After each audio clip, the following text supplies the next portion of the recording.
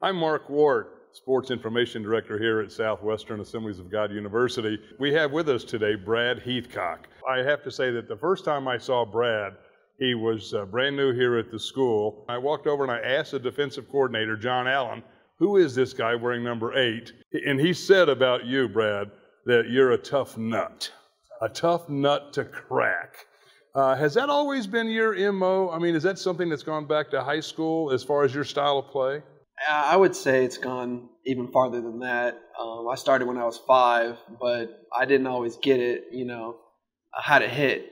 For most football players that, have played for that long, they always remember the day when they got it and it clicked. And for me, that was about when I was 9 years old.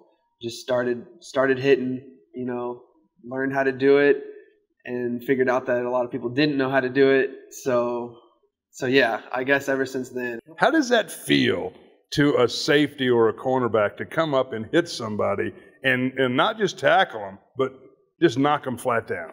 It's one of the best feelings in the world, I got to admit. Whenever you get a chance to hit a receiver early in the game and get in his head, and he's going to be looking for you from then on, you really disrupt his game and you make it a lot easier on yourself. So that's a good thing. Now, for people who like to hit, I would think you wouldn't like to get hit, but yet you're always on the kickoff team or you're on the punt return team. What is that like? Well, it takes a special kind of person, special kind of mindset to return punts. It's pretty nerve-wracking. I don't know if I look calm and collected on the field, but I tell you what's going through my mind is a lot of prayers. My dad says every time I go back there to return a punt, he's praying for me. So I appreciate that a lot. And I just see the ball off the foot, and if it stays in the air too long, I start getting uncomfortable. I just throw that hand up there and get a fair catch and get out of there, live another day. Now, before enrolling here at Southwestern, you went to a couple of other schools, and then you came here. Tell us about that. Right out of high school, I went up to Missouri enrolled into Evangel University.